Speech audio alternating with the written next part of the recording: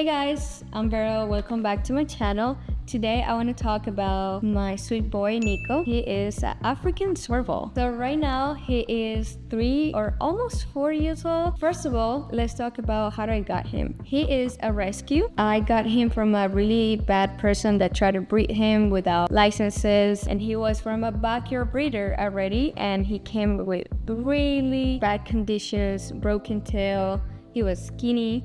But look at him now, he looks healthy, chunky. He gets a lot of quails. When I got him, he was about 4 months old. It was already late. Normally, if you have one of these, it's best to get them as a really small babies, 2 months, to socialize them. You need to teach him how to eat, how to calm down around people. I started feeding him with my hands to try to make him less aggressive about food. The best way to teach them how to eat from your hands is every day, even if they attack your hand, is to try to keep the food in your hand and just place it here, let him grab it. So something I really want to talk about is the cons and pros about having this type of animal. Specifically him, he's very difficult, very shy, but in general, African Servals are only bonded to one person. If you have a big family, that might be an issue.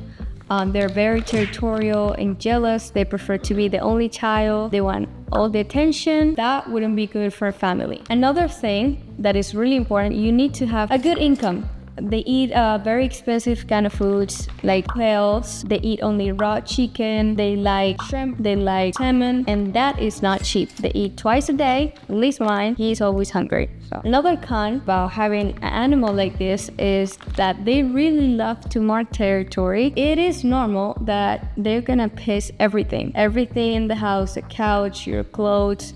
They're gonna mark it. If you are not willing to smell like a stinky cat, do not have African Serval. Another thing, you have to be willing to get bitten and scratched, because it's gonna happen. Even if it's an accident, it could happen. If you are not willing to accept that, do not have them, because it's really hard to rehome them. So you have to think about that. If you think there's any chance you will get rid of the animal, don't even have it in the first place. Don't. This is about 20 to 30 years commitment. They live for a very long time, and they're not kids that are gonna move out one day.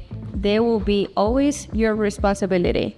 You always need to be at home or someone to take care of them when you're not there. They need to have a good nutrition. It's really important. Some of them get broken bones. If they don't get the proper nutrition, they need supplements.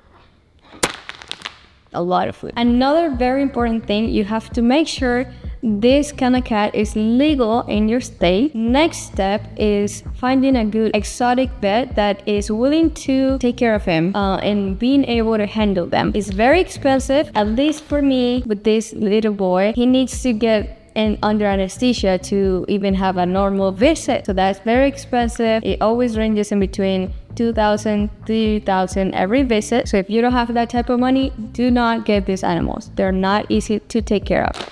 And last step, it takes a lot of time to socialize them. You need to every day do exercises with people around you, petting them. You need to take them out, put them leash, make sure they're comfortable with this in their body. They do not like new things, so you have to work on getting used to stuff very slowly. Another thing is that if you have another animals, you need to follow a process. When I first got him, I had to keep him separate for at least 2 weeks and socialize him with other animals through the doors. They will smell each other through the doors and eat next to each other, but with the door. They cannot see each other. It takes very long time and patience.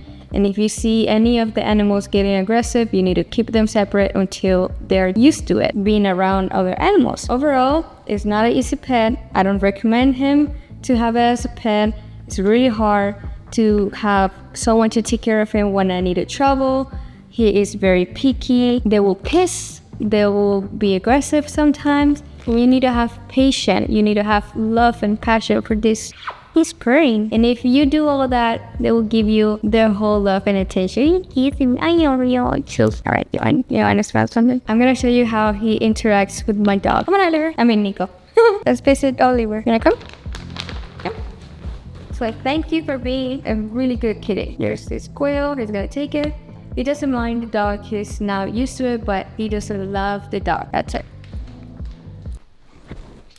He also wants a quail. Say hi, this is Oliver. He's the new member of the family. He is 7 months old. He's a golden doodle, and he's been doing pretty good. I think he's a good dog. So in the beginning, they didn't like each other. Well, he loves everything. He just doesn't understand the cat. He thinks everything is a game, and Nico is very private.